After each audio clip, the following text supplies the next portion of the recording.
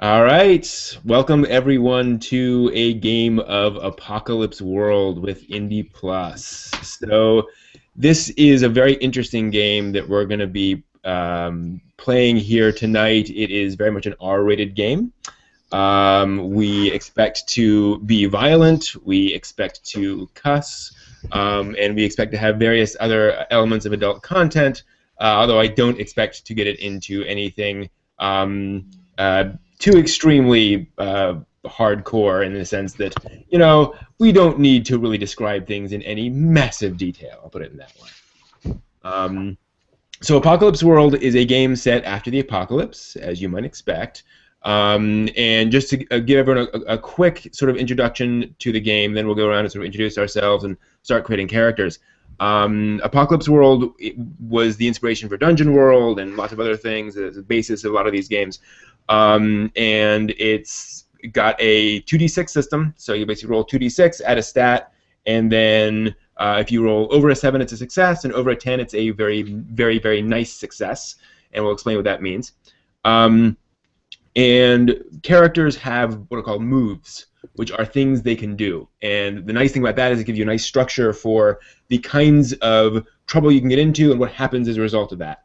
So there are a bunch of different moves explained in the system that give you ideas as to the kinds of things that you will do in this world and then the potential outcomes of those things. There is one thing about Apocalypse World I do want to mention before we get started, and that is the infamous sex rules. I was talking about that before we started. There are rules in Apocalypse World. Well, let me back up for a second. Apocalypse World assumes a game that runs a fairly long time with a group of characters that have very complicated relationships. And so obviously we're not going to see as much of that in this session. And so one of the things you can do is you can screw each other, literally. And so the idea behind that is that because that affects your relationships, there are rules that say what happens after you do that. So there are not rules that, mechanics for having sex, don't worry.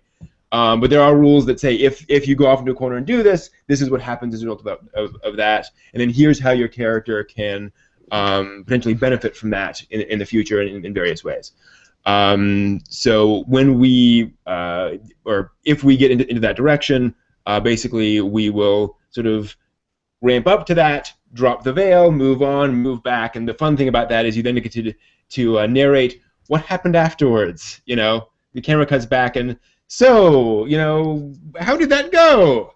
So it gets kind of interesting. So let's go around and introduce ourselves. Basically, the main questions are name, your sort of role-playing experiences at a very high level, and then any experience you have with Apocalypse World. I'll get started. I've been gaming since 2001, I think, tabletop gaming. Running a bunch of different games, literally dozens of role-playing games over that time. My experiences are more broad than deep. And I've run Apocalypse World before a couple of times. I've played it, I think, once or twice, and lots of other stuff. So there's lots of sort of things all over the place. I also design role-playing games as well. So that's me. So we will go around to starting with Bryce. Hello, Bryce. Hi, my name is Bryce. Was out of gaming for a while. Been gaming for about the past couple of years. Mostly, I've only run Serenity and various and a couple of just basic Cortex stuff, but played some other stuff, Star Wars: Into the Empire and Marvel superheroes and whatnot. There. Don't have a whole lot of experience. I haven't actually played Apocalypse World, but I have watched it done on YouTube a couple times. Cool. All right, Jordan. Hi, I'm Jordan. I've been gaming or roleplay gaming, for probably about 4 years. The vast majority of that is DMing, like literally all of that. As a matter of fact, I think this is going to be my first time actually playing, but I've run Apocalypse.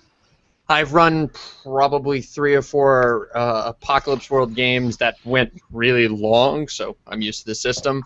I play a lot of different stuff. Started out with D&D 4e since I'm really a young guy, but since then made the transition to online. A lot of online games since I live out in the middle of nowhere. Other than that, yeah. Cool. All right. Thank you, Mike. Let's see. I've been gaming since 89. Yeah, that's about right. It only seems like a long time Nice. if you weren't around then. Um, and I started off with D&D box set. Nice. Then first Jesus. edition, I bought the red and the green and the blue books, little pamphlets, followed by the first edition, then second edition. Oh yeah, those are my memories. Then third. Then we started wandering pretty far afield. Hero System, DC Hero, which was actually pretty cool, but it had a wheel and it was hard. Marvel Hero, Cyberpunk, Chill. Actually, it's really just too many to name. Nice. Shadowrun, Cyberspace, you name it. And lately, Numenera and